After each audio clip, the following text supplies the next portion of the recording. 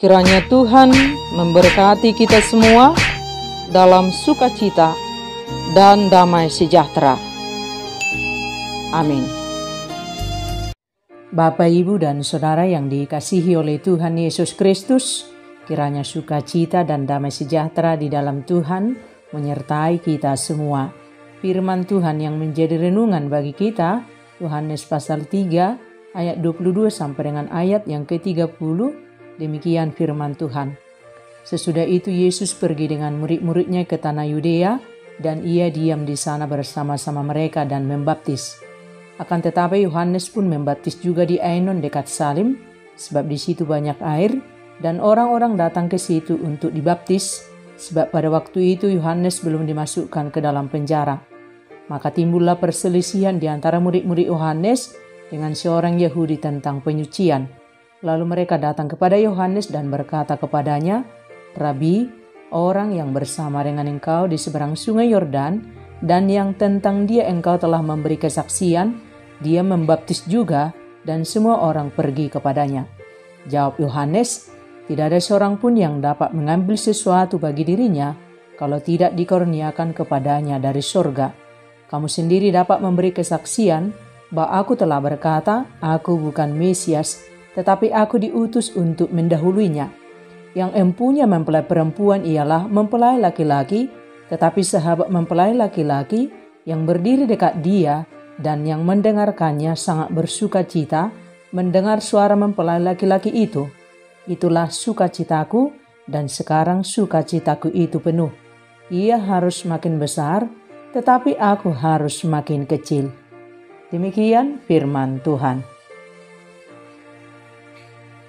Bapak, Ibu, dan Saudara yang dikasihi oleh Tuhan Yesus Kristus, kita sekarang berada pada zaman penuh kenarcisan.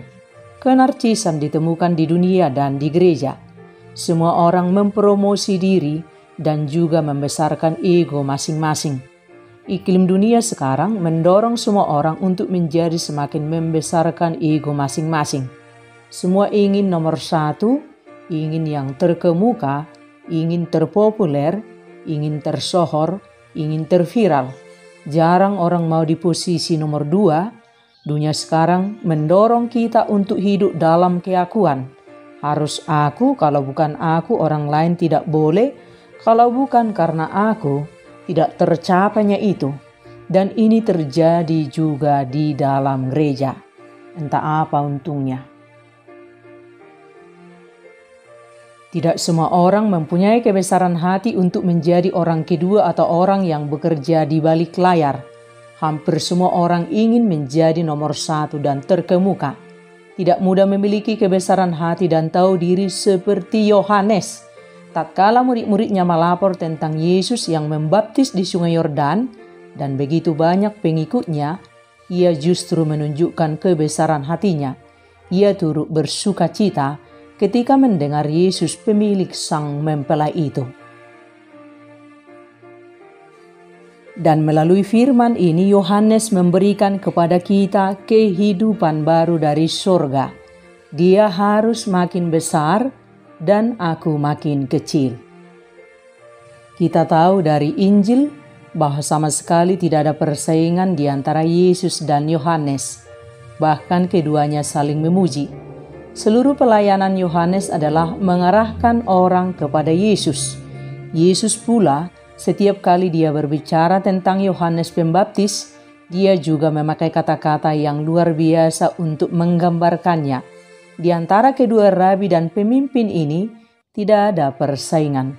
Hanya di antara para murid mereka terjadi persoalan. Dan jawaban Yohanes kepada para murid mematikan segala macam iri. Tidak ada seorang pun yang dapat mengambil sesuatu bagi dirinya kalau tidak dikaruniakan kepadanya dari sorga. Iman Yohanes yang benar-benar sungguh teruji. Kalau Allah yang bekerja melakukannya melalui seseorang dan orang itu benar-benar berhasil, mengapa kita harus iri? Iri, bersaing dalam hal rohani, jahatnya berlipat ganda. Karena itu ibaratnya sedang memperebutkan mahkota yang ada di tangan Tuhan. Asal Allah yang bekerja, mari kita support, mari kita dukung, mari kita doakan, jangan iri. Dan ini harus selalu kita perhatikan, kalau bukan dari Allah, pada akhirnya maka apa yang dibangun itu termasuk kayu, jerami atau rumput, pada akhirnya hangus terbakar. Lalu kenapa harus iri? Kenapa harus bersaing? Kenapa harus bertikai? Kenapa harus ribut-ribut? Kenapa harus terjadi perpecahan di dalam gereja? Hidup kita di dunia ini bukan untuk bersaing, untuk menunjukkan bahwa aku lebih jago dari kamu. Bukan. Tetapi kita berlomba hidup memuliakan Tuhan seturut dengan tugas panggilan kita masing-masing. Hanya Tuhan yang mau kita tinggikan selama kita masih hidup di dunia ini. Dia harus makin besar, aku harus makin kecil. Ini rahasia kebesaran yang seharusnya menjadi motto kehidupan setiap orang percaya, setiap anak-anak Tuhan. Setiap pelayanan harus dibangun di atas dasar ini. Dia harus makin besar, aku harus makin kecil. Setiap individu, pertumbuhan rohani setiap orang harus ditentukan oleh hal ini. Dia semakin besar, aku harus semakin kecil.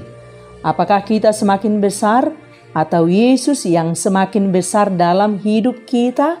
Tanyakan diri kita masing-masing. Apa bukti bahwa iman kita bertumbuh? Iman kita bertumbuh saat Yesus makin besar dan aku makin kecil. Dia makin menguasai akal budi kita. Akal budi yang paling luhur yang dapat dicapai manusia adalah dia makin besar, aku makin kecil. Apa yang terjadi saat kita berkeras untuk menjadi besar, membesarkan ego kita? Jiwa kita akan semakin kecil dan kita akan menjadi kecil dan tidak bersukacita. Kunci hidup sukacita, dia harus makin besar dan aku semakin kecil. Rahasia sukacita sejati penuh, Tuhan yang pertama, orang lain yang kedua, dan kita yang ketiga. Dan apa yang harus kita lakukan?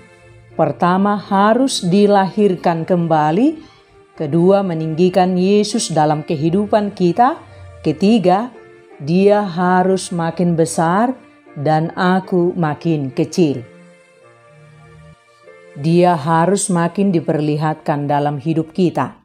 Dari cara kita hidup, dari perilaku kita, dari perbuatan kita, dari perkataan kita, dia yang harus kelihatan. Tunjukkan Yesus dalam hidupmu. Dia harus makin besar dalam kehidupan kita.